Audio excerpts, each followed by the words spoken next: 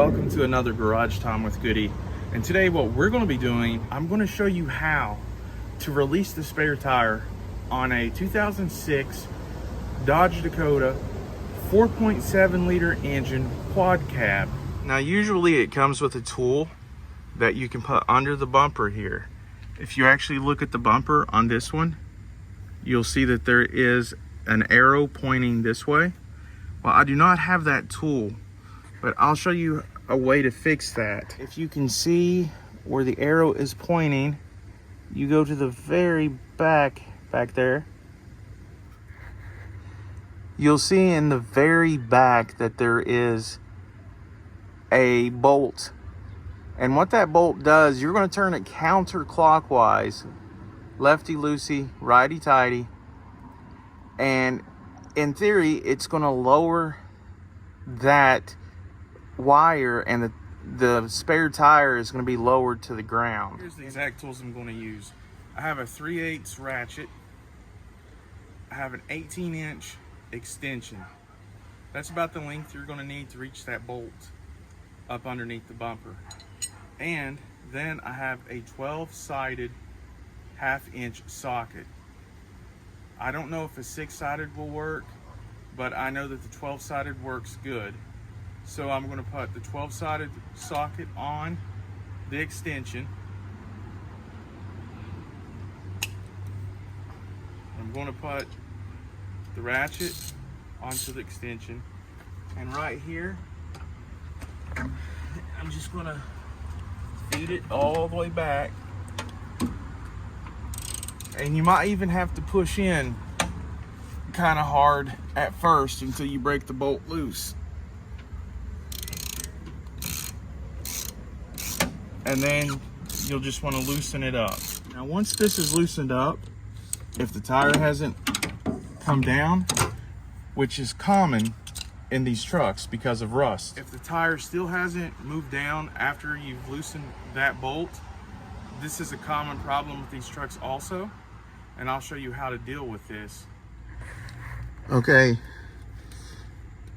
in this situation the tire has dropped about 6 inches. Just as I feared, it's common on these trucks for the release mechanism to be seized up or rusted, so it will not drop down even if you hit on it. But what you want to do is get you a pair of channel locks, because a lot of times you can't release it by hand, and I'll show you what I'm releasing once I get it released. But I've already tried it by hand, I can't get it released. I'm gonna put channel locks up here to this mechanism and try to get it released.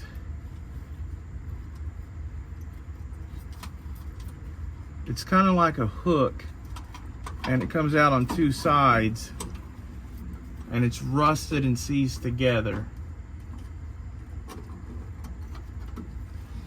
I'm trying to get you a view of inside the bumper, inside that white plastic horn is what it looks like. That inside there is the bolt that lowers the cord, and the tire is stuck on here.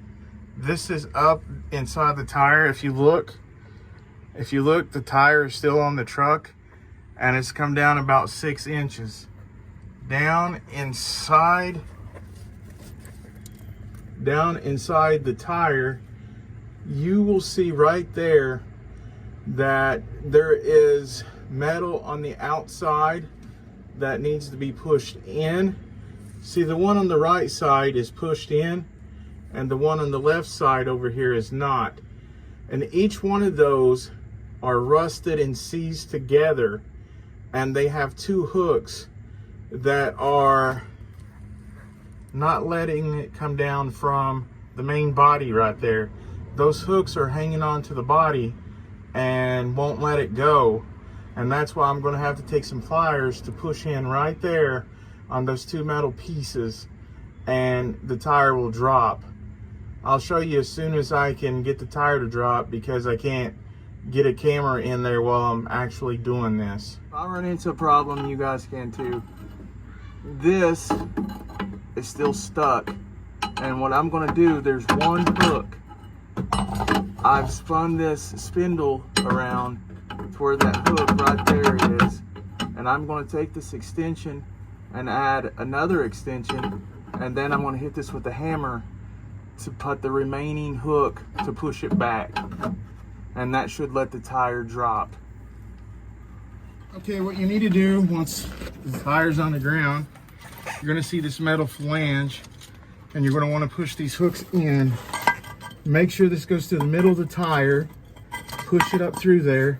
Then you push the rest of the line up through and pull it out through the top, just like that. Once that's out, the tire is completely disconnected and you can push it to the side. And now all you have is this left hanging. Voila. The spare is off of the truck. Looks like it's been on there quite a while, but it's off now. What I'm showing you now is what I call the spare retention. It holds the spare up into place. These hooks come out and they're up on the metal and they're holding it in. And when these become rusted and seized, it's very hard for the spare just to come down with the cord. That's when you have to use other methods. And I was using the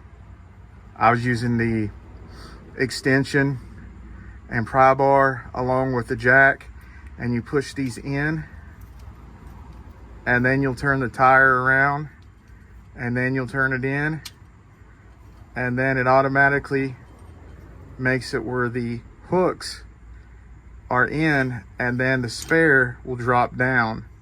So that's, in a sense, is what's happening. So if these are seized up, when you force them out by using a pry bar or an extension like I did, if it's stuck, you can get your spare to drop down.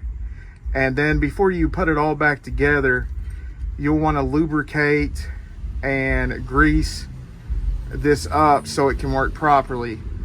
Now, a lot of people just cut the line on these, or they cut the hooks off, but you don't want to do that. If you cut the line off, you won't be able to have a spare on here.